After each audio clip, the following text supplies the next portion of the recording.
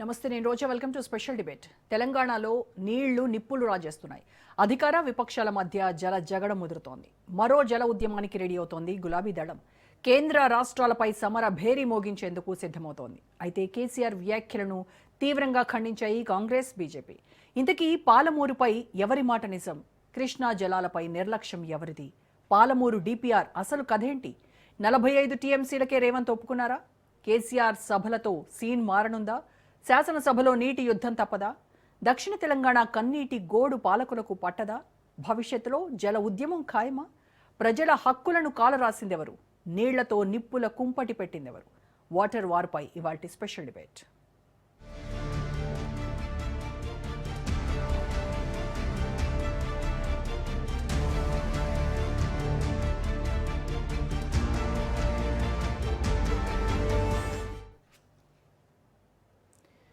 ఇప్పటిదాకా ఒక లెక్క, రేపటి నుంచి మరో లెక్క. గులాబీ దళపతి కేసీఆర్ మాటలివి. తెలంగాణలో వాటర్ వార్ హీటెక్కింది. కృష్ణా జలాలపై అధికార విపక్షాల మధ్య మాటల తూటాలు పేలుతున్నాయి. ఇప్పటికైనా మొద్దు నిద్ర వీడి ఏపీ చేస్తున్న జల దోపిడీని అడ్డుకోవాలని గర్జిస్తోంది గులాబీ దళం. ఇకపై మౌనంగా ఉండేది లేదు. జంగ్ సైరన్ మోగించుడే, జల యుద్ధం చేసుడే అంటోంది బీఆర్ఎస్. పాలమూరుపై కేంద్రాన్ని ఎండగడతాం, పెద్ద ఎత్తున ఉద్యమిస్తామంటోంది. దక్షిణ తెలంగాణకు జరుగుతున్న అన్యాయాలపై గళమెత్తేందుకు సిద్ధమవుతోంది. మహబూబ్ నగర్, నల్గొండ, రంగారెడ్డి జిల్లాల్లో భారీ బహిరంగ సభలకు సన్నద్ధమవుతోంది.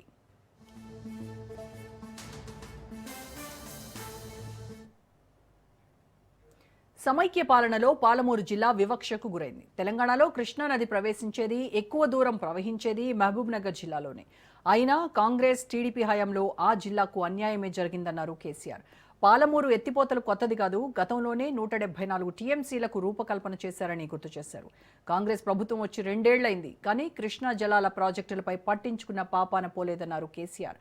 పాలమూరు రంగారెడ్డి ఎత్తిపోతలపై చప్పుడు లేదన్నారు. ఎన్నో అవరోధాలు దాటుకుని పాలమూరు రంగారెడ్డి ప్రాజెక్టును 90% పూర్తి చేసినాం. కాంగ్రెస్ వచ్చినాక తట్టెడు మట్టి తీయలేదు సరికదా, కేంద్రం డిపిఆర్ను వెనక్కు పంపితే కుయ్యలేదు, కుటుకులేదంటూ ఆయన హాట్ కామెంట్స్ చేశారు.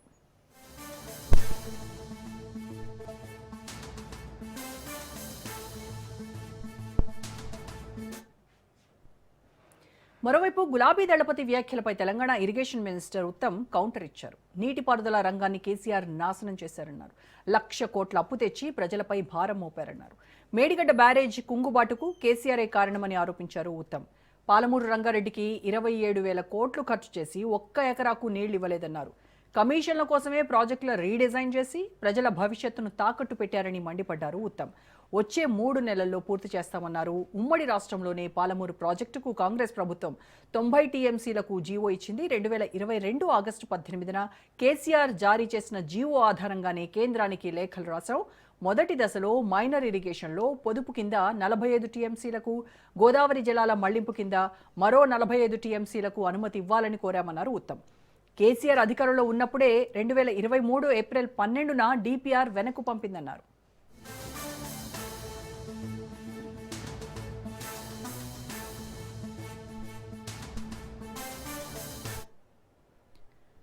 చంద్రబాబు ఎన్డీఏలో చేరడంతో ఆయన మాటలు పట్టుకుని కేంద్ర నేతలు అడ్డు తగులుతున్నారా? ఏపీ సర్కార్ ఒత్తిడితోనే పాలమూరు డిపిఆర్ను కేంద్రం వెనక్కి పంపిందా? గోదావరి మీద చంద్రబాబు దోపిడీ చేస్తుంటే రేవంత్ సర్కార్లో చలనం లేదా? కృష్ణమ్మకు చెందిన పాలమూరు రంగారెడ్డి ఎత్తిపోతల మీద ఘోరం జరుగుతుంటే మౌనంగా ఉంటున్నారా?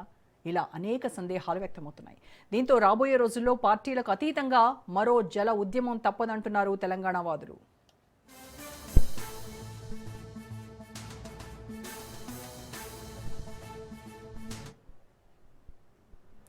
మొత్తానికి నదుల అనుసంధానం తెలంగాణకు గుదిబండగా మారినట్టయింది. న్యాయమైన నీటి వాటాను సాధించడంలో పాలకులు ఫెయిల్ అవుతున్నారనే విమర్శలు వెల్లువెత్తుతున్నాయి. నీటి హక్కులను సంరక్షించడంలో తెలంగాణ కాస్త వెనకడుగు వేసినట్టుగా స్పష్టంగా కనిపిస్తోంది.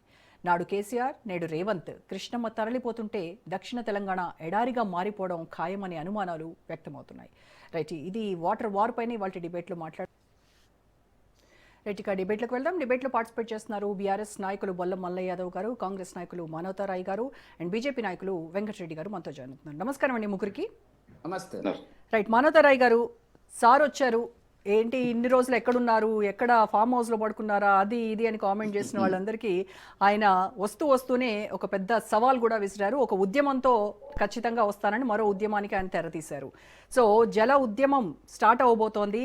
ఇప్పటి వరకు కాంగ్రెస్ చేసిన దానికి ఇప్పటి వరకు ఆయన చాలా మౌనం పాటిస్తూ వచ్చారు. ఇక ఊరుకునే ప్రసక్తే లేదు. ఖచ్చితంగా ప్రభుత్వ తీరును ఎండగడతాం, ప్రజల్లోకి వెళ్తామని ఆయన చాలా తీవ్రమైనటువంటి వ్యాఖ్యలు చేసినటువంటి పరిస్థితి. సో ఎలా చూస్తోంది కాంగ్రెస్ పార్టీ? ఉమ్మడి ఏపీలో 50 ఏళ్ల పాటు మీరు పాలించారు. మీ కాంగ్రెస్ పాలించిన ఆ రోజుల్లో అన్నేళ్లలో పాలమూరు జిల్లాకు ఇంత అన్యాయం చేస్తారా? ఇంత తీవ్రమైనటువంటి దాన్ని మొత్తం కూడా ఆగం చేసినటువంటి పరిస్థితి. మహబూబ్ నగర్లో కృష్ణా నది 308 కిలోమీటర్లు ప్రవహిస్తూ ఉంటే అక్కడ గంజి కాసుకునేటువంటి పరిస్థితి ఉండేది. ఇంకా అలాంటి పరిస్థితే ఈ రోజు కూడా ఉంది. 2 ఏళ్లలో కాంగ్రెస్ ప్రభుత్వం ఏం చేసింది? ఈ నీటి వాటాలు ఎప్పుడు తెగుతుంది? దీనికి పరిష్కారం ఎప్పుడు అని అడుగుతున్నారు. ఇప్పుడు సార్ వచ్చారు, బాగానే ఉంది, మేము రమ్మంటే వచ్చారు, చాలా సంతోషం. కానీ సార్ వచ్చి ఏదో కొత్తది మాట్లాడతారు అనుకున్నా, కొత్తదనం ఉంటుంది అనుకున్నా. కానీ అయ్యే పసలేని మాటలు, పాత చింతకాయ పచ్చడి మాటలు అవే మాట్లాడారు. నిజంగా మాజీ అంటే వారంటే గౌరవం ఉంది తెలంగాణ ఉద్యమకారుడుగా తెలంగాణ తీసుకురావటంలో. కానీ నిన్న విజ్ఞప్తితో మాట్లాడలేదు. ఒక హుందాతనం అనేది లేదు అందులో వారి మాటల్లో కానీ ఎక్కడ కానీ. అంత మోసం దగ. ఆ 10 ఏళ్ళు అధికారంలో ఉండి ఆయన చేతగాక ఇలా కాంగ్రెస్ను 2 ఏళ్లుగా కాంగ్రెస్ ఆయన చేసిన తప్పులు అప్పులను సరిచేసే ప్రయత్నంలో ఉన్న కాంగ్రెస్ను దద్దమ్మ అనటం, మరి దీన్ని ఏ మాటలు అంటారు? సన్నాసి మాటలు అంటారండి. అనాల్సి వస్తుంది, తప్పదు. అదేవిధంగా ఆ మాటలు చూస్తే తోలు తీస్తా అంటే ఏందన్నట్టు అసలు అది తోలు తీస్తా అనేది ఎవరు? ఏమైనా మటన్ కొట్టు మస్తానువా, లేకుంటే మాజీ ముఖ్యమంత్రివా నువ్వు? మటన్ కొట్టు మస్తాను అయితే మేకల తోలు తీస్తాడు, గొర్రెల తోలు తీస్తాడు.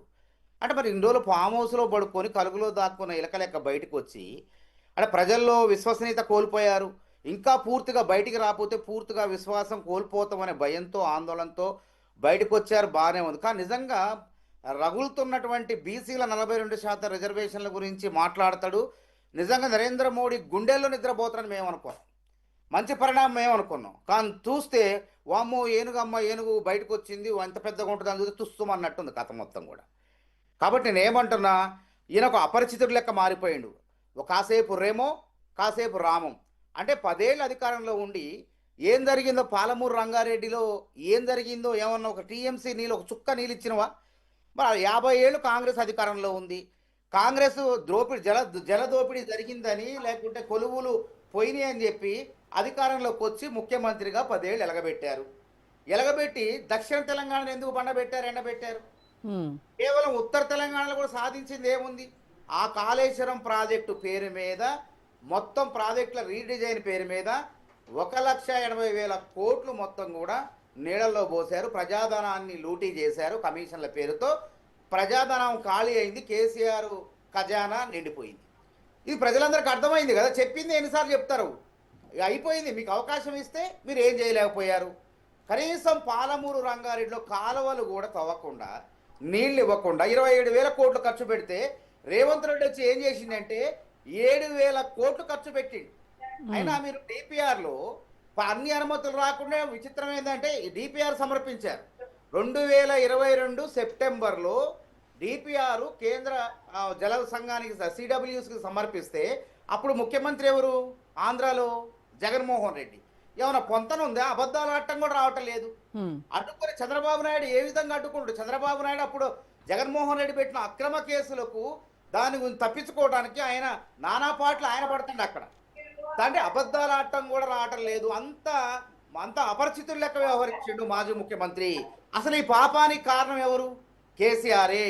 అక్కడ 90 టీఎంసీలు 1978లో బచావ్ ట్రిబ్యునల్ అనేది ఇచ్చింది. 80 టీఎంసీలు ఈ ఎగువ రాష్ట్రాలు వాడుకోవచ్చు అంటే మహారాష్ట్ర, కర్ణాటక, తెలంగాణ అనుకున్నాం మనం. కాకపోతే బచావ్ ట్రిబ్యునల్ అక్కడ ఉన్నటువంటి సిడబ్ల్యూసీ అభ్యంతరం తెలిపింది. 90 టీఎంసీల లభ్యత లేదు అని చెప్తే మళ్ళీ ఇదే కేసీఆర్ గారు, హరీష్ రావు గారు 45 మైనర్ ఇరిగేషన్ ద్వారా, సాగునీటి ప్రాజెక్టు కాదు ఇది, తాగునీటి ప్రాజెక్టు మైనర్ ఇరిగేషన్ ద్వారా మేము తెచ్చుకుంటామని చెప్పింది. గ్రీన్ ట్రిబ్యునల్ 400 కోట్లు ఫైనల్ వేసింది.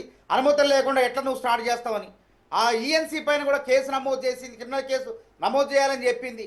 తర్వాత సుప్రీంకోర్టును కూడా ఇది సాగునీటి ప్రాజెక్టు కాదు, తాగునీటి ప్రాజెక్ట్ అని చెప్పి అధికారంలో ఉన్నప్పుడు ఆ విధంగా మోసం చేసిన. అదేవిధంగా నేను ఏమంటానంటే, ఇలా కృష్ణా జలాలు ఏ విధంగా ఆంధ్రాకు పోతున్నాయి మీ పరిపాలనలో? ఆ ఉమ్మడి ఆంధ్రప్రదేశ్లో శ్రీశైలం బ్యాక్ వాటర్ నుంచి 720 టీఎంసీలు ఆంధ్రాకు తరలిపోతే, కేసీఆర్ గారు ఉద్యమ నాయకుడు పరిపాలనలో 1420 టీఎంసీలు ఆంధ్రాకు తరలిపోతుంటే మరి పడుకున్నవా అంటున్నా, ఏడ పడుకున్నారు సారు అంటున్నా మేము. కాబట్టి అదేవిధంగా 290 అంటే ఉమ్మడి రాష్ట్రంలో 811 టీఎంసీలు ఉంటే ఆంధ్రాకు 512, తెలంగాణకు 299 తాత్కాలిక ఒప్పందం. ఆ ఒప్పందం అయినా ఎందుకు చేసుకుని వచ్చినావు?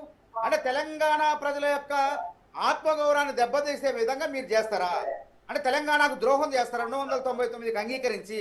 అదేవిధంగా కనిగిరి పోయి రోజా ఇంట్లో పోయి రొయ్యల పులుసు చేపల కూర తిని తెలంగాణ ప్రజల యొక్క ఆత్మగౌరవాన్ని తాకట్టు పెట్టి బేషాలు లేవు, బేసిన్లు లేవు, రాయలసీమ రత్నాలసీమ చేస్తానే మాట్లాడిన మాటలు తెలంగాణ ప్రజల గుండెల్లో చెవుల్లో మారుమోగుతూనే ఉన్నాయండి. ఎక్కడ మర్చిపోతారు? కాబట్టి నేను ఏమంటున్నామంటే, దయచేసి మాజీ ముఖ్యమంత్రి గారు మీరు హుందాగా మాట్లాడండి. మటన్ కొట్టు మస్తాన్ లెక్క తోలు తీస్తా, మేక తోలు తీస్తా, గొర్రె తోలు తీస్తా అని మాట్లాడితే తెలంగాణ ప్రజలు గొర్రెలు కాదు. మీకు దమ్ము ఉంటే ప్రెస్ మీట్లు కాదు, మీరు ప్రతిపక్ష నాయకుడుగా విఫలమయ్యారు మీరు. కాబట్టి మీరు ప్రతిపక్ష నాయకుడు ప్రెస్ మీట్లకే పరిమితమా? అసెంబ్లీకి ఎందుకు రారు మీరు? అసలు అసెంబ్లీలో ఈ అంశాలపై లేవనెత్తి కాంగ్రెస్ తప్పు చేసిందా? 2 ఏళ్ల కాంగ్రెస్ తప్పు చేసిందా? 10 ఏళ్ల మీరు తప్పు చేశారా పరిపాలన అనేది ప్రజలకు చెప్దాం అని రేవంత్ రెడ్డి గారంటే రాడు. ఇంకోటి సెంటిమెంట్ రాజేస్తాడు, నా చావును కోరుకుంటాడు అని రేవంత్ రెడ్డి ఎందుకు కోరుకుంటున్నాండి? మీరు బతకాలి, 10 కాలాల పాటు బతకాలి, మీ అనుభవం రావాలి, మాకు సూచనలు ఇవ్వాలి, మేము తప్పులు చేస్తే ప్రశ్నించాలని చెప్పి మీరు హాస్పిటల్లో ఉన్నా సరే వచ్చి పరామర్శించినటువంటి నాయకుడు రేవంత్ రెడ్డి. మేము ఏమంటున్నామంటే, మేమేం చేయక్కర్లే, మీ కవిత గారు మీ కూతురే చాలండి. మీ కూతురు స్ట్రోక్ ఉంది, అందరికీ సన్ స్ట్రోక్లు ఉంటాయి, కానీ మీకు డాటర్ స్ట్రోక్ ఉంది. మీ కూతురే బయటకు వచ్చి అవినీతి ఆరోపణలు చేస్తుంటే దానికి ఎందుకు సమాధానం చెప్పలే మీరు? అసలు ప్రజలకు చెప్పాల్సిన అవసరం ఉందా లేదా? కాబట్టి విశ్వసనీయతలైనా ఒక గుర్తుపెట్టుకోండి, టాబ్లెట్స్కి అయినా ఎక్స్పైరీ డేట్ ఉంటుంది. కేసీఆర్ గారు లాంటి వారి మాటలకు ఎక్స్పైరీ డేట్ ఎప్పుడో ముగిసిపోయిందండి, అయిపోయింది. వారు ఏం చెప్పినా ప్రజలు వినే పరిస్థితి లేదు, నమ్మే పరిస్థితి లేదు. హాయిగా రేవంత్ రెడ్డి పరిపాలనకు దీవెనలు ఇచ్చారు. సర్పంచ్ ఎన్నికలు, పంచాయతీ ఎన్నికలు ముఖ్యమంత్రి రేవంత్ రెడ్డి నువ్వు 10 ఏళ్ళు ఉండాలి అని చెప్పి పరిపాలించాలని దీవెనలు ఇచ్చారు.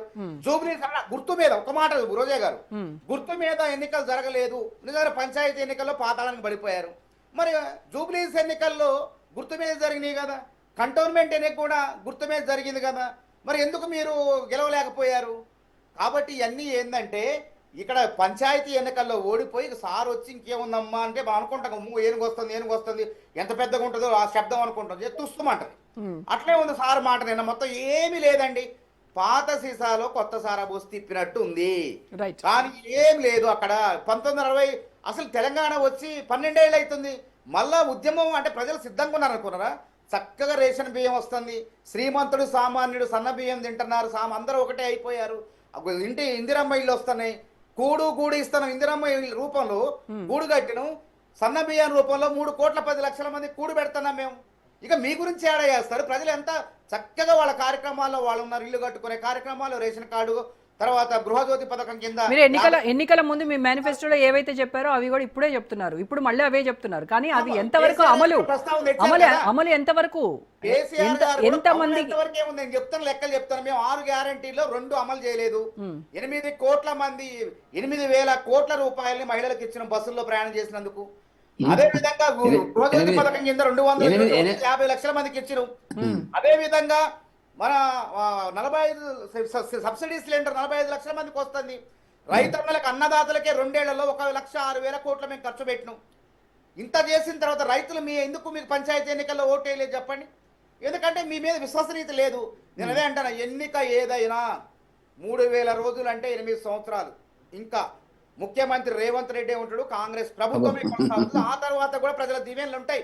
అప్పటిదాకా మీ మాయ మాటలు, గారడి మాటలు ప్రజలు నమ్మరు. Okay, right. మల్లయ్య యాదవ్ గారు, సో ఏనుగు వస్తుంది ఘీంకరిస్తుంది అనుకుంటే తుస్మనిపించిండ్రు. అందులో పసలేనటువంటి కేసీఆర్ స్పీచ్ అంతా మనం చూసామని చెప్తున్నారు. అయితే ఇందులో బీసీలు ఈరోజు రాజుకుంటున్నటువంటి అంశం, రాష్ట్రంలో బీసీలకు 42% రిజర్వేషన్, దాని గురించి ఒక్క మాట మాట్లాడలేదు. అలాగే డాటర్ స్ట్రోక్ అని చెప్పారు. డాటర్ స్ట్రోక్ గురించి వివరణ ఇవ్వాల్సినటువంటి అవసరం ఉంది, ప్రజలకు చెప్పాల్సినటువంటి బాధ్యత ఆయనపైన ఉంది, దాని గురించి మాట్లాడలేదు. అనవసరంగా లేనిపోని మళ్ళీ సెంటిమెంట్ రాజకీయాలు రాజేస్తున్నారు కేసీఆర్ అని చెప్తూ ఉన్నారు. అపరిచితుల్లాగా వ్యవహరిస్తున్నారు. కాళేశ్వరం రీడిజైన్ పేరుతో లక్షలు కోట్లు దోచుకున్నారు తప్ప దానివల్ల ఒరిగింది ప్రజలకు ఏమైనా ఉందా? దానికి తోడు మళ్ళీ ఇప్పుడు జల ఉద్యమం అంటూ ఇంకో కొత్త నాటకానికి తెరదీస్తున్నారు బీఆర్ఎస్ నాయకులు అని చెప్తున్నారు. కేసీఆర్ గారికి ఈ రాష్ట్రం మీద, మారుమూల గ్రామాల మీద సైతం ఉన్న అవగాహన, పరిజ్ఞానం ఈ దేశంలో ఏ నాయకుడికి, ఏ పార్టీ నాయకుడికి లేదనే విషయాన్ని ఫస్ట్ గ్రహిస్తే బాగుంటుంది ఎవరైనా. ఎందుకంటే ఒక ఉద్యమకారుడిగా, ఉద్యమ నాయకుడిగా ఈ తెలంగాణ మారుమూల గ్రామాలలో కూడా పరిస్థితులు ఏంటి, ఎక్కడ ఏది అవసరం అనేది సంపూర్ణమైన అవగాహన ఉన్న ఒక నాయకుడు. 14 సంవత్సరాలు సుదీర్ఘ పోరాటం చేసి ఈ రాష్ట్ర ప్రజల కోసం, తెలంగాణ ప్రజానికం కోసం అహర్నిశలు ఉద్యమాన్ని నడిపించి సాధించిన నాయకుడు. ఏ లక్ష్యం కోసం అయితే తెలంగాణను సాధించారో ఆ లక్ష్య సాధన కోసం 10 సంవత్సరాలు అహర్నిశలు అపర భగీరథుల మాదిరిగా ఈ రాష్ట్రానికి సేవలు అందించిన నాయకుడు. మనం 2014 కంటే ముందు ప్రభుత్వాలు దాదాపుగా 60 సంవత్సరాలు 70 సంవత్సరాలు పరిపాలించిన ప్రభుత్వాలు, వేరువేరు పార్టీలు ఏ రకంగా ఉండే తెలంగాణ పరిస్థితి, తెలంగాణ రాష్ట్ర సాధన జరిగిన తర్వాత, తెలంగాణ ప్రభుత్వం ఏర్పడ్డ తర్వాత కేసీఆర్ గారి సారథ్యంలో గ్రామాలు ఏ రకంగా, ఆర్థిక వ్యవస్థ ఏ రకంగా మెరుగైంది అనేది సంపూర్ణంగా ఇక్కడ ఉన్న మేధావులకి, ఆర్థిక శాస్త్రవేత్తలకి, ఇక్కడ అనుభవించిన వాళ్ళకి అనుభవాల ద్వారా తెలుసు. కాబట్టి ఈరోజు కేవలం రాజకీయాల కోసం ఒకళ్ళ మీద ఒకళ్ళు బురద చల్లుకుందాం, ఏదో అంటే సరిపోతుంది అని అనుకుంటే, ఆయనకి రాజకీయంగా అవగాహన ఉంది లేదు, లేకపోతే ఆయన మాట్లాడింది పసలేదు అని చెప్పేసి అని అనుకుంటే అది మనం అర్థం చేసుకునే దాన్ని బట్టి ఉంటుంది, అర్థం చేసుకునే స్థాయిని బట్టి ఉంటుంది. వారి దాంట్లో విషయం ఉందా లేదా అనేది ఈరోజు ఆర్థిక మేధావులు కానీ, లేకపోతే అనుభవజ్ఞులు కానీ, రాజకీయ పండితులు కానీ దాని వెనక గూఢార్థం ఏంది అని అనేది అంచనా వేసుకుంటున్నారు, అర్థమవుతుంది.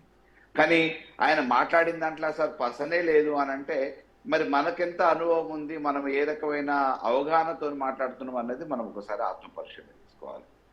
ఈరోజు 10 సంవత్సరాలలో ఆ రోజు కాళేశ్వరం నడితే కొంత ప్రాంతం అయితే 10 సంవత్సరాలలో సంపూర్ణంగా తెలంగాణని అన్ని రంగాల్లో, అన్ని విషయాలలో ఒకటేసారి అభివృద్ధి చేయడానికి సాధ్యపడకపోయినా పార్ట్లీ తెలంగాణలో మహబూబ్నగర్ జిల్లాలో కానివ్వండి, నల్గొండలో కానివ్వండి, రంగారెడ్డి జిల్లాలో కానీ సాధ్యమైనంత వరకు తెలంగాణ ప్రభుత్వంగా ఆ రోజు ఆయనకు అవగాహన ఉన్న నాయకుడిగా కేసీఆర్ గారు చేశారు.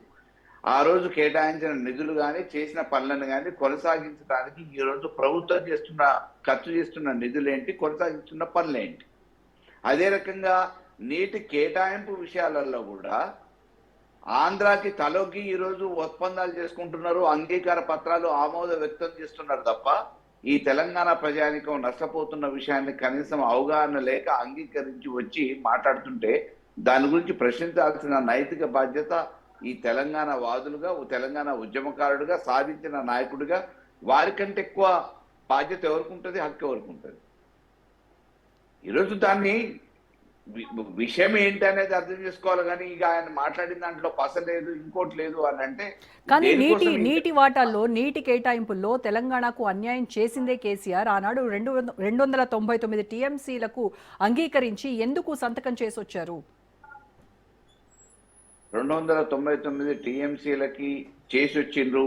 ఆడ గోదావరి ఎత్తును తగ్గించడానికి కారణాలు అని అంటే ఈ రాష్ట్రంలో ఎటువంటి కొరత లేకుండా, ఇబ్బందులు లేకుండా, మిగులు జలాలతోని మనం ఇక్కడ పరిష్కరించుకోవచ్చు, ఇంకొకళ్ళకి ఇబ్బంది లేకుండా అని చెప్పేసి తాత్కాలిక ఒప్పందం. అది ఆ రోజు చేసుకున్న ఒప్పందం తాత్కాలికంగా 1 సంవత్సరం కోసం చేసుకున్న ఒప్పందం.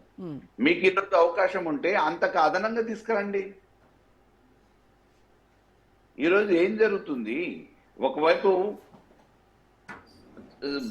ఆంధ్ర ముఖ్యమంత్రి చంద్రబాబు నాయుడు గారు కావాల్సిన అన్ని పనులని ఆల్రెడీ చక్కబెట్టేసుకున్నారు. అంగీకార పత్రం కోసం మాత్రమే కేంద్రం కోసం ఎదురు చూస్తున్నారు. అదే కనుక జరిగితే రేపటి పరిస్థితి ఏంటి? రేపు జరగబోయే నష్టానికి బాధ్యులు ఎవరు? ఈరోజు ఒప్పందాలు ఎవరికి చేస్తున్నారు? ఆంధ్ర ప్రయోజనాల్ని కాపాడటానికి తెలంగాణ ప్రభుత్వం, తెలంగాణ ముఖ్యమంత్రి గారు ఉపయోగపడుతున్నారు. కాబట్టి దీన్ని అడ్డగించాల్సిన అవసరం, ప్రశ్నించే హక్కు ఎవరికి ఉంటుంది? తెలంగాణ సాధించిన నాయకుడిగా కేసీఆర్ గారికి ఉంటుంది, తెలంగాణ పార్టీగా మాకు కూడా ఉంటుంది. అలాగే మల్లయ్య గారు, ఇప్పుడు పాలమూరు రంగారెడ్డి లిఫ్ట్ ఇరిగేషన్ స్కీమ్కి జూరాల నుంచి నీళ్లు తీసుకొచ్చుంటే ప్రాజెక్టు పూర్తయ్యేది, కానీ శ్రీశైలం నుంచి తీసుకురావడం అనేదే పెద్ద తప్పుడు నిర్ణయం అది. ఆ రోజు మరి ఎందుకు అంటే కమిషన్ల కోసం కక్కుర్తిపడినటువంటి బీఆర్ఎస్ ఇలాంటి పనికి పూనుకుంది అని చెప్పేసి వాళ్ళు విమర్శిస్తూ ఉన్నారు. ఈరోజు కేవలం ప్రభుత్వం నిర్ణయం తీసుకునేటానికంటే ముందు నీటి మేధావులు ఉన్నారు, నీటి శాస్త్రవేత్తలు ఉన్నారు, నిపుణులు ఉన్నారు. నీటి రంగంలో అనేక సంవత్సరాలుగా దీని మీద అపారమైన అనుభవం ఉన్న నీటి రంగ నిపుణులు ఉన్నారు. వాళ్ళందరి నిర్ణయాల్ని, అభిప్రాయాన్ని పరిగణలోకి తీసుకొని కేవలం కమిషన్ల కోసమే అంటే, ఇది ప్రభుత్వంలో ఉన్నోళ్ళు కమిషన్ల కోసం పనిచేసి ఉంటే తెలంగాణ ఈరోజు ఆనాడు తెలంగాణ అయింది 2014 కంటే ముందు, 2014 తర్వాత తెలంగాణ ఏంటి అని అనేది మనం ఒకసారి ఆలోచిస్తే మరి కమిషన్ల కోసమా అభివృద్ధి కోసమా అనేది అర్థమవుతుంది. ఆ రోజు భూముల విలువేంది, ఈ రోజు భూముల విలువ ఏ రకంగా పెరిగింది? మారుమూల గ్రామాలలో కూడా ఆ రోజు భూములున్నా కానీ నల్గొండ జిల్లా నుంచి ఉపాధి కార్మికులుగా హైదరాబాద్లలో భవన నిర్మాణ కార్మికులుగా, తాపీ మేస్త్రులుగా జీవనం కొనసాగించిన పరిస్థితిని చూస్తాం. మహబూబ్నగర్ జిల్లాలో సంటి పిల్లల్ని సంకనేసుకొని పోయి జీవనోపాధి కోసం వేరే ప్రాంతాలలో కూలీనాలు తీసుకునే పరిస్థితిని చూస్తాం. కానీ ఈరోజు ఆ పరిస్థితి లేకుండా ధాన్యపు రాసులతోని ఎక్కడ చూసినా కానీ వర్ధిల్లే పరిస్థితి ఎందుకు వచ్చింది? ఎవరి వల్ల సాధ్యమైంది? అంతకుముందు పరిపాలించిన కాంగ్రెస్ వలన, అంతకుముందు పరిపాలించిన టీడీపీ వలన. కాబట్టి ఇది కళ్ళ ముందు అవపడుతున్న వాస్తవాలు కదా. దాన్ని ఈ చరిత్రని ఎట్లా వక్రీకరిస్తారు మీరు? మరి పాలమూరు రంగారెడ్డి ప్రాజెక్టుకు 27,000 కోట్లు ఖర్చు చేసాం, ఆల్మోస్ట్ 90% పనులు కూడా పూర్తయిపోయినాయి అన్నారు. మరి ఉత్తమ్ కుమార్ రెడ్డి వాళ్ళు ప్రశ్నిస్తున్నారు, ఒక్క ఎకరా కూడా నీళ్లు ఎందుకు ఇవ్వలేకపోయింది ఆనాటి ప్రభుత్వము? ఆ డబ్బంతా ఎక్కడికి వెళ్ళింది? అవగాహన ఉంటే కాళేశ్వరం పనికిరాదని అన్నారు. కేవలం 2 పిల్లలు కుంగిపోయినాయని ఎన్డీఏసీ రిపోర్ట్ చెప్పి దాన్ని రిపేర్ చేసుకోవచ్చు, యూసేజ్ లోకి తీసుకోవచ్చు అని చెప్పింది. అది కూడా చేతగాక చేపియలేక మొన్నటి ఎండాకాలంలో పంటలు ఎండబెట్టారు. రైతులకు ఎంత నష్టం జరిగిందండి? అంతకుముందు అదే ప్రాంతంలో, అదే పరివాహక ప్రాంతాలలో పంటలు వేసుకొని పంటలు పండించిన తెలంగాణ రైతాంగం ఉంది కదా. మరి కాళేశ్వరంలో నీళ్లు ఉన్నాయి, లేకపోతే వేరే ప్రాజెక్టులలో నీళ్లు ఉన్నాయి, మేము ఇయ్యగలుగుతామని చెప్పేసి అధికారికంగా సిఎస్ గారు చెప్తారు.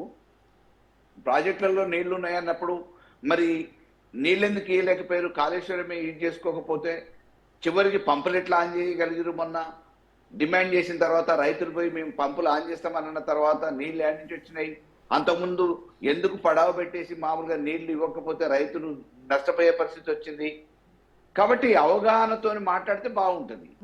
ఏదో మాట్లాడాలా రాజకీయంగా, మనం ఏదో ఒక మాటకి ఇంకో మాట ఎదురు సమాధానం చెప్పాలని అంటే ఆఖరికి అసెంబ్లీలో చర్చ పెడితే ప్రాజెక్టుల మీద మేము ప్రిపేర్ రాలేదు, మాకు అవగాహన లేదు అని చెప్పేసి అసెంబ్లీలో పైకట్టు చేసిపోయిన నాయకుడు ఈరోజు నీటి సమస్యల గురించి మాట్లాడితే లిఫ్ట్ల పేరు మీద ఏం మోసం జరిగిందో హుజూర్నగర్, కోదాడ నియోజకవర్గంలో ప్రాతినిధ్యం వహించినప్పుడు ఉత్తమ్ కుమార్ రెడ్డి గారి నాయకత్వంలో వారి ప్రాతినిధ్యం వహించిన నియోజకవర్గాలలో లిఫ్ట్ల పేరు మీద ఏం మోసం జరిగిందో ప్రజానికాన్ని అడిగితే చెప్తారు, ఎంక్వైరీ చేస్తే అడుగుతారు.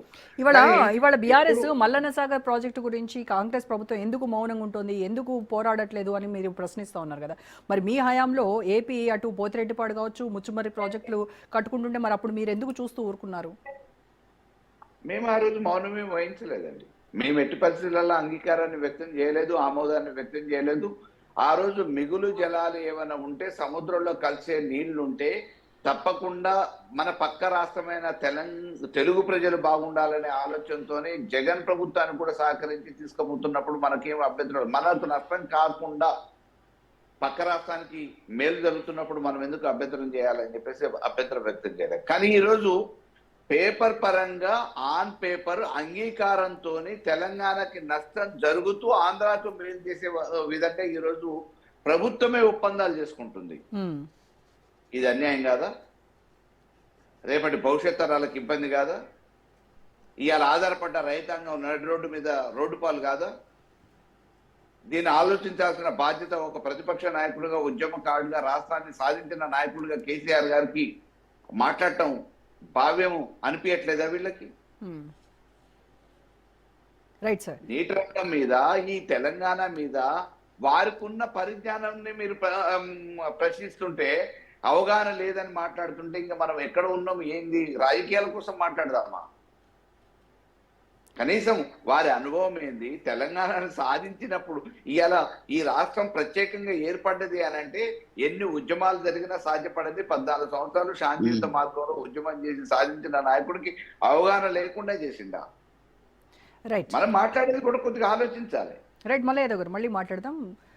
వెంకటరెడ్డి గారితో రైట్, వెల్కమ్ బ్యాక్. ఇక వెంకటరెడ్డి గారితో పడతాం. వెంకటరెడ్డి గారు, కేసీఆర్ మాట్లాడుతూ బీజేపీని కూడా వదలము, ఎట్టి పరిస్థితుల్లో వదిలిపెట్టే ప్రసక్తే లేదు, బీజేపీ చేస్తున్నటువంటి మోసాన్ని, తెలంగాణ రాష్ట్రానికి చేస్తున్నటువంటి మోసాన్ని తెలంగాణ ప్రజల కళ్ళకు కట్టినట్టుగా చెప్పేటువంటి ప్రయత్నం చేస్తామని చెప్పారు. ఆయన ఆరోపిస్తున్నట్టుగా చంద్రబాబు ఎన్డీఏలో చేరిన తర్వాత మీ కేంద్ర ప్రభుత్వం ఆయన ఒత్తిడితోనే పాలమూరు రంగారెడ్డి లిఫ్ట్ ఇరిగేషన్ స్కీమ్ను, ఆ డిపిఆర్ను వెనక్కి పంపిందా? ఏం జరిగింది? టీడీపీ మీ సంకీర్ణంలో ఉంది కాబట్టి ఆంధ్ర వైపు మొగ్గు చూపుతూ తెలంగాణ రాష్ట్రానికి అన్యాయం చేస్తున్నారా?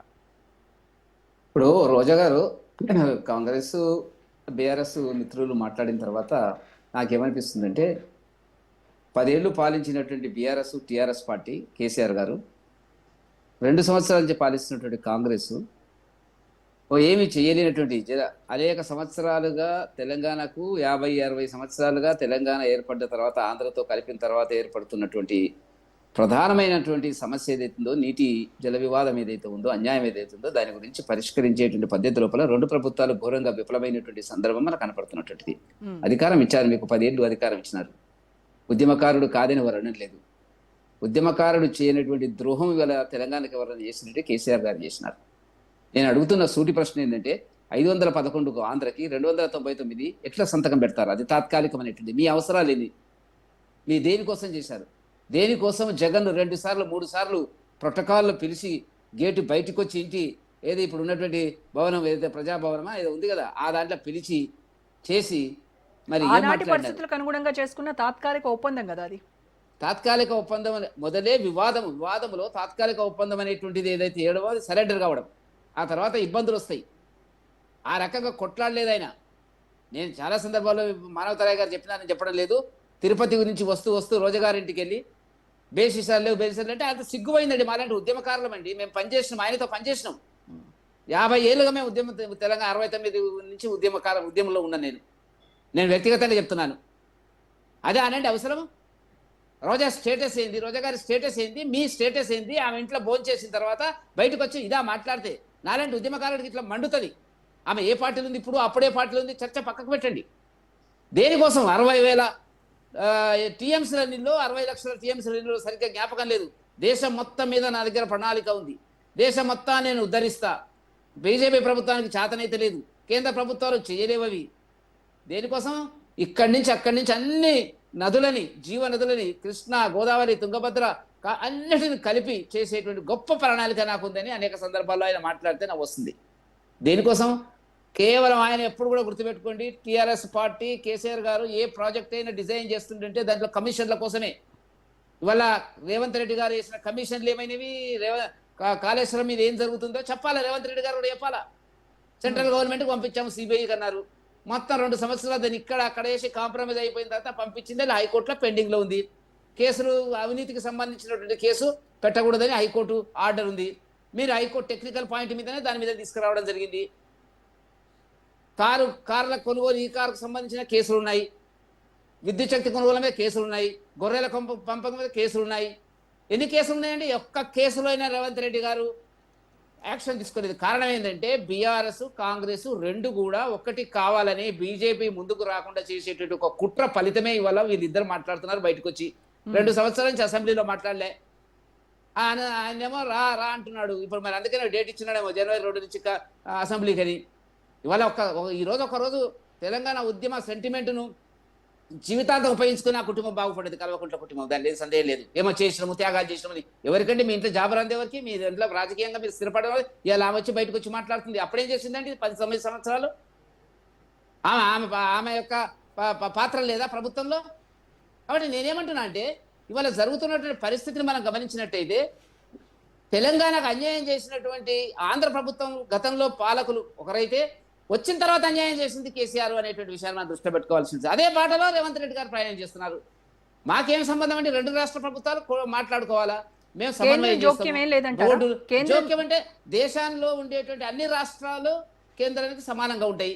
రెండు రాష్ట్రాలు మీకు అధికారం ఇచ్చిందే ప్రజలు ఇద్దరు కూర్చొని మాట్లాడుకోవాలా. రాజకీయాల కోసం మీరు మాట్లాడుకుంటే ఇవాళ కేసీఆర్ గారు వచ్చి దేనికోసం మాట్లాడుతున్నాడు? ఆయన దగ్గర ఏమి లేదు, పాయింట్ లేదు. మరి ఆయన 27,000 కోట్లు ఖర్చు పెట్టి తెలంగాణలో ఏం జరిగింది? వాళ్ళు ఏమంటారు? కాళేశ్వరం నీళ్లు వాడకుండానే మేము అత్యధిక ఉత్పత్తి చేసినాము, వరి పండించినామని వాళ్ళు అంటారు. దానిలో అనేక రకాల 100 కోట్లు 1000 కోట్ల అవినీతి ఉందని వాళ్ళు అంటారు తప్ప దాని మీద యాక్షన్ తీసుకోలే. మొదలే సిబిఐకి ఇవ్వాల్సింది, సిబిఐకి మా నెత్తిన పెట్టి ఇవ్వాల్సింది. ఇప్పుడు కూడా సందిగ్ధంగా ఉంది. అది ఇచ్చిన టర్మ్స్ ఆఫ్ కండిషన్స్ లో ఎక్కడ కూడా అవినీతి అనేటువంటి కోణంలో లేదు. టెక్నికల్ సాంకేతిక పరమైనటువంటి అంశాల గురించి మాత్రమే ఎంక్వైరీ చేశారు. నేనేమంటున్నా అంటే వాళ్ళ కేసీఆర్ గారు బయటకు రావడానికి కారణం ఏంటంటే ఏదో నిన్న మొన్న కొన్ని సీట్లు ఏదో గెలిచినట్టుంది కదా, ఏది మామూలుగా అది చూసి ఇవాళ బయటకు వచ్చి తెలంగాణ, నేనంటున్నా ఇది ఫస్ట్ మీటింగ్ కాబట్టి ఎవరైనా వినరేమో. మీరు 2-3 మీటింగ్లు పెట్టవాలంటే ఎట్లాగే? కేసీఆర్ గారు ఎవరు వినరు, ఎవరు పట్టించుకోరు. ఒక కుటుంబ కేంద్రంగా, అవినీతి కేంద్రంగా ఈ రాష్ట్రాన్ని దోచుకున్నటువంటి పార్టీ ఏదైతే ఉందో అదే పద్ధతిలో రేవంత్ రెడ్డి గారు ప్రయాణం చేస్తున్నారు. రేవంత్ రెడ్డి పాలనకు ఆయన పాలనకి ఏం చెప్పినాడంటే పార్టీ ఫిరాయింపుల గురించి ఆయన మాట్లాడినాడు, పార్టీ ఫిరాయింపుల గురించి ఈయన మాట్లాడుతున్నాడు. మీరు ఏం జరిగిందో చెప్పండి. ఇప్పుడు ఈ ప్రభుత్వానికి తేడా ఎక్కడుందో? మొన్న వచ్చినాడు అఖిలేష్ యాదవ్ వచ్చినాడు, ఇక్కడక్కడ సంధి కుదురుస్తున్నాడు. వీళ్ళని కలిసినాడు, కేటీఆర్ కలిసినారు, రేవంత్ రెడ్డి గారు కలిసినారు. ఎన్డీ గ్రూపుల వాళ్ళు భాగస్వామ్యము, పైగా భారతీయ జనతా పార్టీ మీద విమర్శ చేస్తారు. నేనేమంటున్నా అంటే ఇవాళ తెలంగాణ ప్రజలను ఎంతకాలం మోసం చేస్తారు మీరు అనేటువంటి సమస్య ఇవాళ వస్తుంది. ఆ సమస్యకు ఎక్కడ కూడా ప్రజలు నేను అడిగింది చెప్పండి వెంకటరెడ్డి గారు, ఎన్డీఏలో భాగస్వామ్యమైన టీడీపీకి అనుకూలంగా మీరు నిర్ణయాలు తీసుకోవట్లేదా? అది పాత పాటనే. మా గ్రూప్ మా ఎన్డీఏకి అనుకూలమైతే ఓ రకంగా ఉంటుంది. మేము అప్రూవల్ ఇచ్చినాం, దానికి తిరిగి పంపించినారు. డిఏ రిపోర్ట్ అంటే దానికి సంబంధించినటువంటి టెక్నికల్ పాయింట్స్ ఉంటాయి. ఇప్పుడు ఈ మెట్రోకి సంబంధించి కూడా తిరిగి పంపించినారు. ఎల్ఎన్టీకి ఇస్తారా, అప్పుడు ఇస్తారా, ఎవరు అనేటువంటిది దాంట్లో ఉండాలనేటువంటిది కిషన్ రెడ్డి గారు చాలా సందర్భాల్లో చెప్పడం జరిగినటువంటిది. రెండు రాష్ట్రాలు మీరు రాజకీయ విమర్శ కోసం అంటే ఏంది కావాల్సినటువంటిది? ఇప్పుడు వీళ్ళకి కావాల్సినటువంటిది ఆ నీళ్లు కాదు కావాల్సింది, కృష్ణా జలాల మీద అన్యాయం జరిగింది కాదు కావాల్సింది, గోదావరి జలాల మీద తెలంగాణకు అన్యాయం జరిగింది అనేటువంటిది కాదు కావాల్సినటువంటిది. రాజకీయ ప్రయోజనాల కోసం మాట్లాడుతున్నటువంటి పరిస్థితి. ఎన్డీఏ కూటమిలో వాళ్ళు భాగస్వామ్యం ఉంటారు. దానికి ఏముందండి? దానికి దీనికి ఏం సంబంధం అంటే? చంద్రబాబు ఒత్తిడి మేరకు వాళ్ళు అనుకుంటున్నారు అట్లా. ఇప్పుడు పొద్దున్నే లేస్తే కేసీఆర్ కు చంద్రబాబు కనపడతాడు. ఏం జరిగిందో అప్పుడు మాట్లాడాడు, ఇప్పుడు మాట్లాడినాడు. ఆయన ఏదో సెంటిమెంటల్ లేవగొడితే లేస్తాయి ప్రజలు అనుకుంటున్నారు, కానీ అసలు జరగదు. ఇవాళ ప్రజలు స్థిరమైన అభివృద్ధి కోసం అక్కడ పనిచేస్తున్నటువంటి మోదీ గారిని చూస్తున్నారు. సమస్య ఉంటే పరిష్కరించుకోవాలి, రెండు రాష్ట్రాల ముఖ్యమంత్రులు కూర్చోవాలా. ఇదే రజత్ కుమార్ గారు నీటిపారుదల శాఖ సెక్రటరీ ఉన్నప్పుడు మేడం అక్కడ మీటింగ్ అయితే, కృష్ణా బోర్డుకు సంబంధించిన మీటింగ్ అయితే వెళ్ళలే అన్నాడు. మేమంతా మాట్లాడినాం, టీవీలో మాట్లాడినాం, పంపిస్తలే. మీ కాంప్రమైజింగ్ ఫార్ములా ఏంది? జగన్మోహన్ రెడ్డితో మీకున్న ఒప్పందాలు ఏంది? జగన్మోహన్ రెడ్డి ఇంటికి పిలిచి మీరు చేసినటువంటి ఒప్పందాలలో భాగమైంది చెప్పినా కదా, బయటకు వచ్చి మనం అందరం విందాం కదా మేడం. ఆనాడు చూస్తే పేపర్లు చూస్తే మొత్తం కలిపి చేద్దాము, ఇక నేనే మొత్తం దేశానికి నేనే ప్రధానమంత్రి అనే ధోరణిలో ఆయన అర్థం లేకుండా మాట్లాడి ఇవాళ ఓడిపోయిన తర్వాత ఎట్లా బయటికి రావాలో అని వెతుక్కుంటున్నటువంటి సందర్భం లోపల ఇవాళ వచ్చి ఒక మీటింగ్ మాట్లాడితే ఎంతకాలం కొనసాగుతుందో చూద్దాం. అది కూడా ఎంతకాలం మాట్లాడుతూ చూద్దాం. ప్రజలు తెలంగాణలో బీజేపీకి 8 మంది ఎంపీలు ఉన్నారు కదా, వీళ్ళు ఏనాడైనా కృష్ణా నది నీళ్ల గురించి, మనకి రావాల్సినటువంటి వాటాల గురించి, తెలంగాణ హక్కుల గురించి ఎన్నడన్నా పార్లమెంట్లో ఒక్కసారన్నా మాట్లాడారా? పార్లమెంట్ లో చాలా సమస్యలు ఉంటాయి, మాట్లాడాల్సినటువంటి సమయం వచ్చినప్పుడు తప్పకుండా పార్లమెంట్ లో మాట్లాడలేనటువంటి సమస్య నేను కాదు కదా. ఇప్పుడు రాష్ట్రాల మధ్యన ఉండే చాలా సమస్యలు ఉంటాయి, చాలా సమస్యల పైన మాట్లాడుతూ ఉంటారంటే ఇది సమస్య కదా, ఇది మేజర్ సమస్య కదా తెలంగాణకి. ఒప్పందాలు నేను అడుగుతున్న కేసీఆర్ గారిని, నువ్వు 299కి ఒప్పుకొని వచ్చి మీరు మాట్లాడండి అనేటువంటి మధ్య ఎక్కడండి? ఎట్లా ఒప్పుకున్న ముక్కు నేలకు రాయాలా కేసీఆర్ గారు? అమరవీరుల స్థూపం దగ్గరికి వెళ్ళి నేను తప్పు చేసిన 299కి ఒప్పుకునేది కాదు, మీరు తప్పులు చేసి మీ అవసరాల కోసం, మీ రాజకీయ ప్రయోజనాల కోసం తెలంగాణ నీటిని, తెలంగాణ అభివృద్ధిని బలిపెట్టి దాంట్లో ఘోరంగా విఫలమైన తర్వాత, ప్రజలు మిమ్మల్ని తిరస్కరించిన తర్వాత, మీకు 0 సీట్లు లోక్సభలో వచ్చిన తర్వాత ఎట్లా బయటికి రావాలో 2 ఏళ్ళు ఇంట్లో ఉండి ఇయర్లో వచ్చి మీరు మాట్లాడుతున్నారు. కొత్తగా అనిపిస్తుంది. గతంలో చాలా బాగుండే ఆ స్పీచ్. మేమంతా ఉన్నాం కదా, 69 నుంచినాం. మేము జేఏసీలో ఆయనతో పనిచేసినాం. చాలా బ్రహ్మాండంగా ఉండేది, చప్పట్లు కొట్టేది, ఆవేశం వచ్చేది. ఓహో ఏమి ఇంత గొప్ప నాయకుడు ఎక్కడ లేడురా బాబు అనేటువంటి దానికి దయ్యాల నువ్వు మాట్లాడితే అధికారం చేసి 10 సంవత్సరాలు పాలించి నేను ఏం చేసినావు అనేటువంటి దానికి అనేక కేసుల్లో ఉన్నదని మరి ఎందుకు రేవంత్ రెడ్డి గారు ఆ కేసులో బయటికి తీసినాడు? ఎందుకు ఏం జరుగుతుంది వాళ్ళిద్దరూ అసలు ఒకటే తెలంగాణ? అంటారు. ఇద్దరు TRS ఒకటేంది వాళ్ళు కలిసేది అదే. మొన్న వచ్చింది ఏంది? అఖిలేష్ యాదవ్ వచ్చి మాట్లాడింది ఇదే కదా. కానీ ఎవరితోని కానీ కేటీఆర్ తో తెలంగాణలో మాట్లాడింది. ఆర్ఎస్ బ్రదర్స్ పాలన నడుస్తోందని కదా. ఆర్ఎస్ బ్రదర్స్ ప్రాళన నడుస్తుంది అనేటువంటిది ఏం జరుగుతుంది అనేటువంటిది వేరే విషయం. చెప్పమనండి. ఆయన ఆర్ఎస్ పాలన జరుగుతుందని రేవంత్ రెడ్డిని చెప్పమనండి. ఆయన ముఖ్యమంత్రిగా పోతే పోయి ఉంటాడు, మాట్లాడతాడు. ముఖ్యమంత్రి ఏ ముఖ్యమంత్రి కేరళ పోతాడు ముఖ్యమంత్రి, మన ప్రధానమంత్రి గారు అక్కడ రారండి. సిపిఎం బద్ద శత్రు సిద్ధాంతరీత్యా మాకు వ్యతిరేకమైనప్పుడు కూడా వచ్చి మాట్లాడారు లేదా. కానీ తమిళనాడు పోతాడు, అక్కడ స్టాలిన్ గారు రావాలి లేదండి. అదే పద్ధతిలో వెళ్తే వెళ్ళి ఉంటాడు. అది కాదు కదా సమస్య. మన ఓట్ల కోసం, సీట్ల కోసం తెలంగాణ ప్రజల మనోభావాలను బలిపెట్టేటువంటి పద్ధతి లోపల కేసీఆర్ చేస్తున్నటువంటి కుట్ర తెలంగాణ ప్రజలు భరించరు, ఆదరించరు, సమర్థించరు అనేటువంటి మీరు గుర్తుపెట్టుకోవాల్సిన అవసరం. రైట్ అండి. మనోతరాయ్ గారు, కాళేశ్వరం అవినీతిపై ఎన్నో కమిషన్లు వేశారు. ఆ కమిషన్ల రిపోర్ట్లు ఏమైనాయి, వాటిపైన చర్యలేవి, ఎందుకు అని అంటే ఏం తీసుకోరు. బీఆర్ఎస్ కాంగ్రెస్ ఇద్దరు ఒకటే అనేది బీజేపీ నేతలు విమర్శిస్తున్నారు. మ్యూట్లో ఉన్నారు. బీఆర్ఎస్ బీజేపీ ఒకటే అని స్వయాన కేసీఆర్ గారు కూతురే చెప్తుంది. నేను జైల్లో ఉంటే మనం విలీనం గురించి నాతో మాట్లాడారు, బీఆర్ఎస్ బీజేపీ గురించి, నాకు చాలా బాధ కలిగిందని ఆమె చెప్పింది. అదేవిధంగా ఈ కేసుల్లోంచి బయటపడేస్తే నేను దేనికైనా సిద్ధం అని చెప్పి సీఎం రమేష్ దగ్గరికి కేటీఆర్ పోయి కాళ్ళు మోకినట్టు ఆయనే విలేకరుల సమావేశం పెట్టి స్పష్టంగా చెప్పిండు.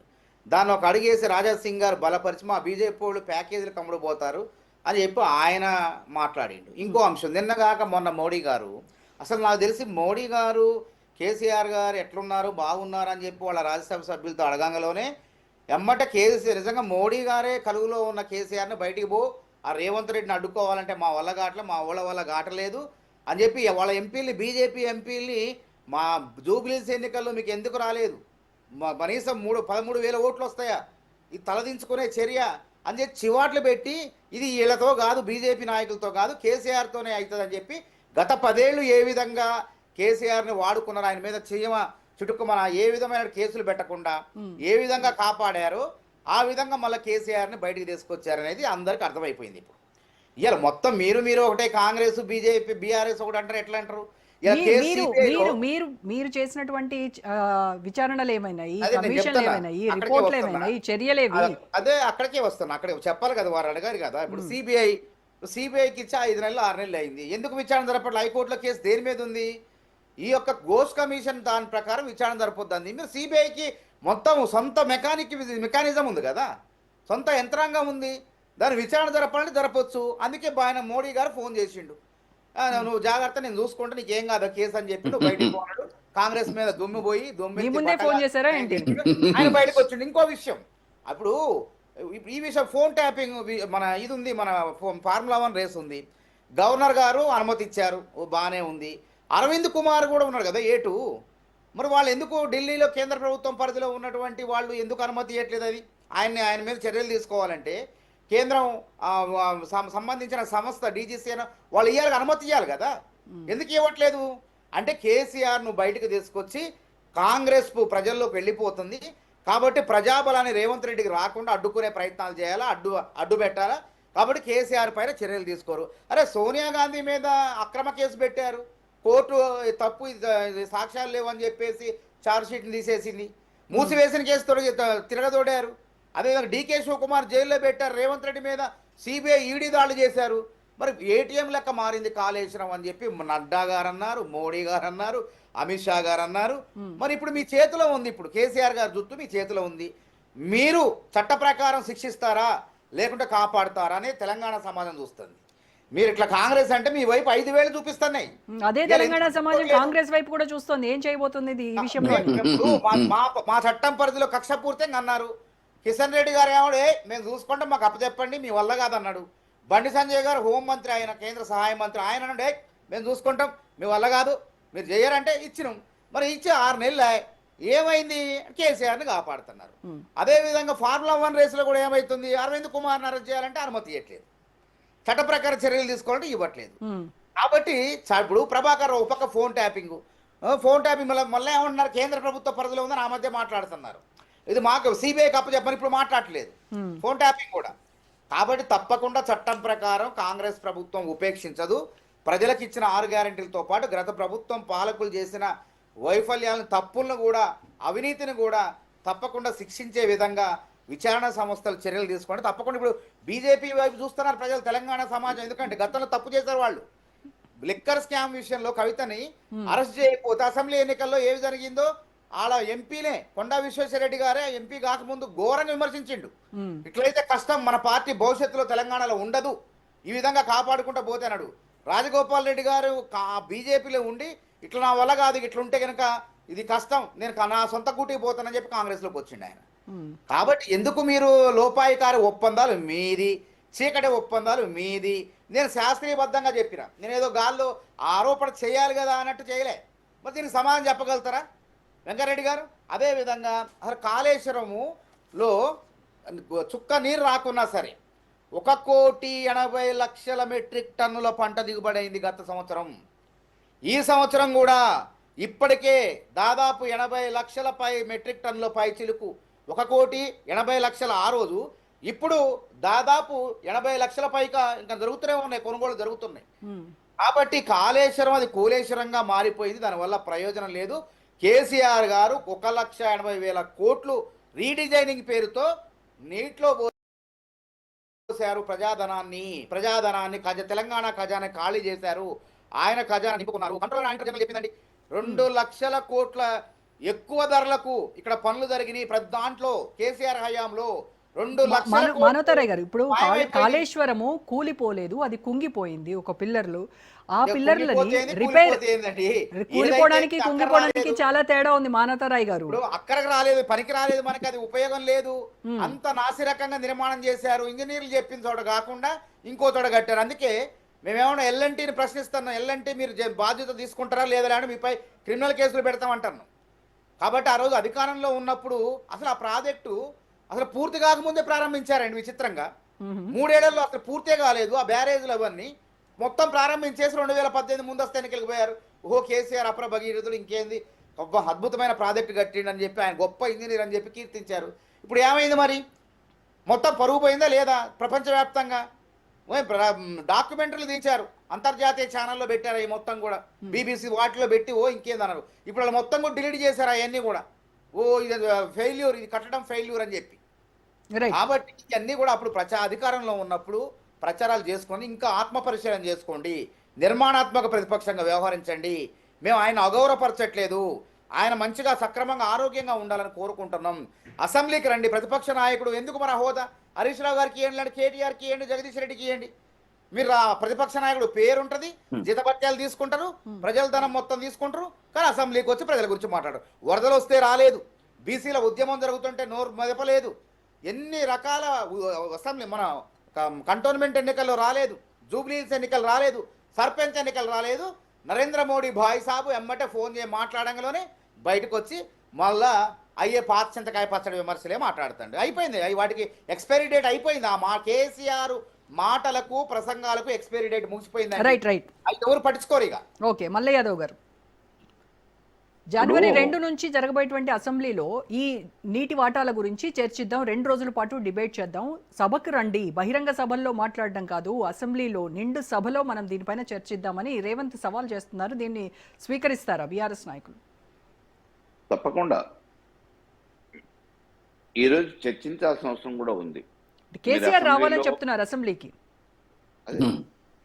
మీరు ఈ విషయాల మీదనే చర్చ పెట్టండి. మేము సభా వాయిదా తీర్మానాలు ఏవైతే ఇస్తున్నామో వాటిని చర్చకే తీసుకురాకుండా కొట్టేస్తున్నారు కదా, మీరు దీని మీద చర్చ పెట్టండి. తప్పకుండా కేసీఆర్ గారు వస్తారు. కేసీఆర్ గారితో పాటు సమాధానం, దీని మీద అవగాహన ఉన్న హరీష్ రావు గారు, మిగతా మా సభ్యులు కూడా చెప్తారు.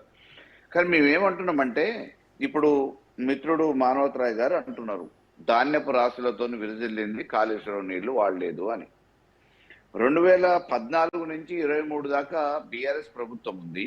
అంతకుముందు 10 సంవత్సరాలు కాంగ్రెస్ ప్రభుత్వమే ఉంది. మరి ఆ రోజు పండని పంటలు మళ్ళీ 2014 నుంచి 23 దాకా మేము పండించిన పంటలనే కొలమానంగా తీసుకొని ఈ రోజు యాడ్ నుంచి పండుతున్నాయి. ఆ రోజు కాంగ్రెస్ ప్రభుత్వమే ఉంది కదా, మరి ఆ రోజు పండని పంటలు ఈ రోజు కొత్తగా మీరు అధికారంలోకి వచ్చినాక ఈ 2 సంవత్సరాలలో చేసిన పనులు కూడా లేవు, చేసిన ప్రాజెక్టులు కూడా లేవు, కొత్తగా నీళ్లు వచ్చినాయి లేవు. మరి ధాన్య ప్రాసలు యాడ్ నుంచి వస్తున్నాయి?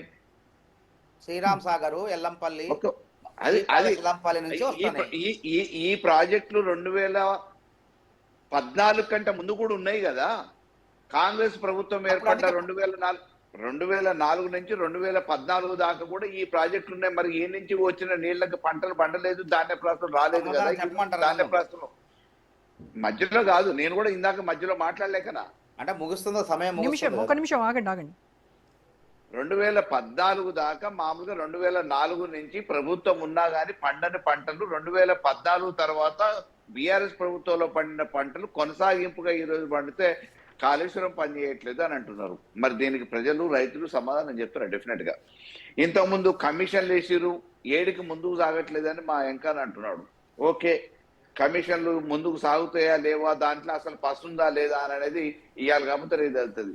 మీరు దేశవ్యాప్తంగా చేసిన ఈడీ కేసుల సంగతి ప్రగతి ఏడాదికి వచ్చిందండి. పొంగులేటి శ్రీనివాసరెడ్డి గారి మీద జరిగిన రైడ్ ఎటుపోయింది? కోహినూరు హోటల్లో కూర్చొని మాట్లాడుకోగానే మసిబాసి మారడికాయ చేసిరా? సుజనా చౌదరి ఖండవ కప్పుకోగానే ఈడీ రైడ్ బయటకు పోయిందా? మీకు ప్రతిపక్షంలో ఉన్న నాయకులు ఎవరెవరైతే కంట్లో నలుసు లెక్క ఉన్నారో వాళ్ళని పార్టీలు మార్పించుకోవడానికి ఈడీని అస్త్రంగా వాడుకొని ఈ రోజు వాటిని పక్కకు పడేసిన ఈడీ కేసులలో పురోగతి ఏంది, ప్రగతి ఏంది, దేనికోసం వాడుకున్నారు? ఈ రోజు మీరు పెద్దన్న పాత్రగా ఇరు రాష్ట్రాలకి ఎవరి వాటా వాళ్ళకి పంచియాలి. మీరు ఆ స్థానంలో ఉన్నారు. మీరెందుకు మామూలుగా ఎవరో సంబంధం లేని వాళ్ళ లెక్క మాట్లాడుతున్నారు? మీ బీజేపీ ఎంపీలు ఉన్నారు, తెలంగాణ ప్రయోజనాల కోసం మాట్లాడే అవకాశం ప్రజలు ఇచ్చారు. మరి నీటి వాటాల గురించి మీకు నిజంగా కన్సర్న్ ఉంటే, ఈ తెలంగాణ మీద ప్రేమ మమకారం ఉంటే, రైతాంగం మీద మమకారం ఉంటే ఒక పెద్దన్న పాత్రగా కేంద్రం కూర్చోబెట్టి ఇరు వాటాలని పరిష్కరించాలి కదా. మేమేమైనా వద్దనమా మీరు ఇస్తుంటే? మీరెందుకు మామూలుగా సందట్లో సడేమియ మాదిరిగా ఎవరికి ఎప్పుడు అప్పుడు సన్నాయి నొక్కుతున్నారు? కాబట్టి ఈరోజు దాగుడు మూతల వ్యవహారం కాదు. మీరు ఈ ఇరు రాష్ట్రాల సమస్యని, నీటి సమస్యని శాశ్వతంగా పరిష్కారం చేయాలనుకుంటే పెద్దన్న పాత్రగా మీరు చేయండి. ఎవరు వద్దంటున్నారు? ఎవరు అడ్డుపడుతున్నారు? మీరు ఇచ్చిన దాని ప్రకారం తాత్కాలిక ఒప్పందాలు చేస్తే ఇది ఎందుకు చేసుకున్నారు అని అంటే, తాత్కాలిక ఆ రోజు ఒప్పందాలు చేసుకుంటే కూడా దానివల్ల మన రైతాంగానికి ఎక్కడ నష్టం కలగకుండా శాశ్వత ప్రయోజనాలను దృష్టిలో పెట్టుకొని ముందటి భవిష్యత్తులో ఆ రోజు అప్పటికప్పుడు పరిష్కరించే పరిస్థితి లేదు. కాబట్టి మనం దాన్ని పూర్తిగా వాయిదా వేయలేక తాత్కాలికంగా ఆ రోజు ఒప్పందం చేసుకోవడం జరిగింది. వాళ్ళు అదే అంటున్నారు, తాత్కాలిక ఒప్పందాలు సంతకాలు చేసుకునేదేమో మీరు, అంటే ట్రిబ్యునల్లో మాట్లాడుకొని జల సంఘాల్లో కౌన్సిళ్లలో సంతకాలు చేసుకునేది మీరు, మళ్ళీ కేంద్రం వచ్చి దీంట్లో జోక్యం చేసుకోవాలని అడుగుతారు.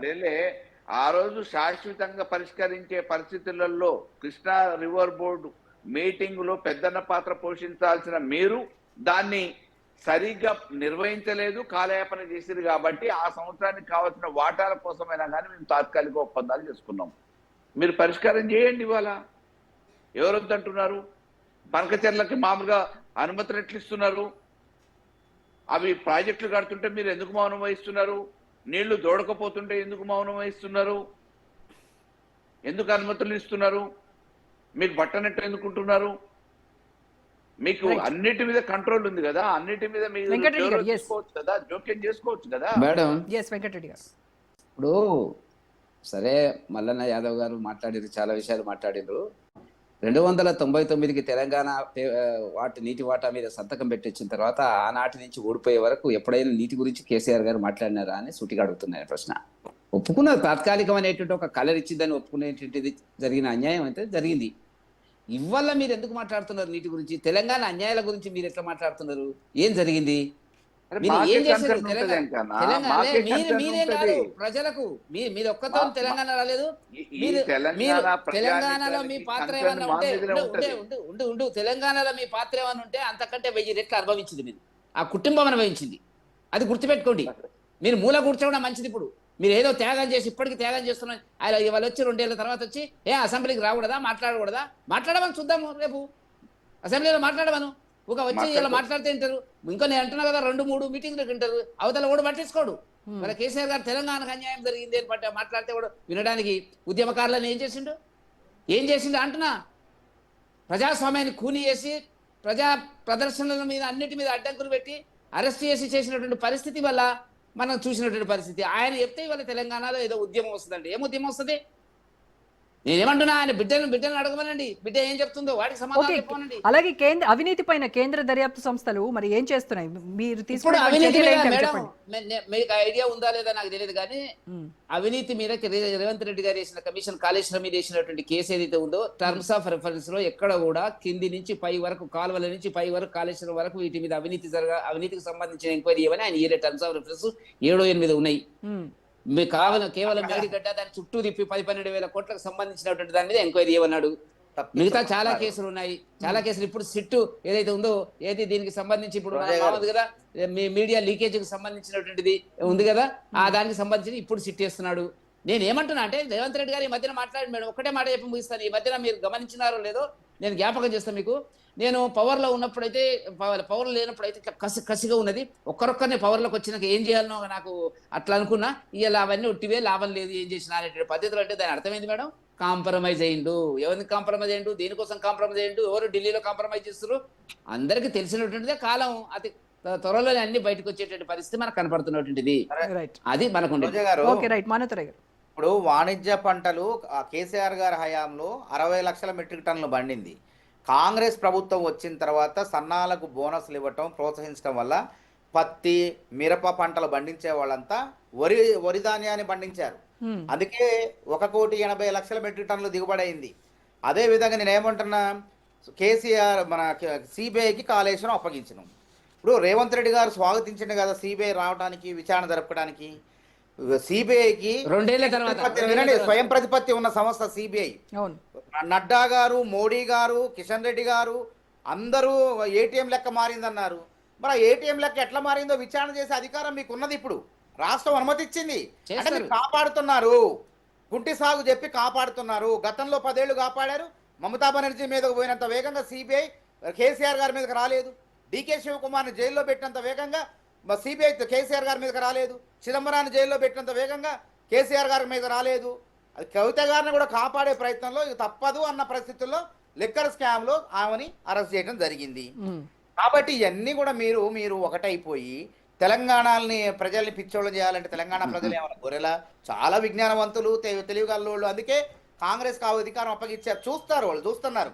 అందుకే మీరు జూబ్లీ హిల్స్ లో గతంలో 25,000 ఓట్లు వస్తే 13,000 పడిపోతుంది. మోడీ గారితో మొట్టికాయలు వేయించుకుంటారు. ఇది మీ వల్ల కాదు. ఇది కేసీఆర్ మన తరపున దొంగ మన తరపున ఆడాలంటే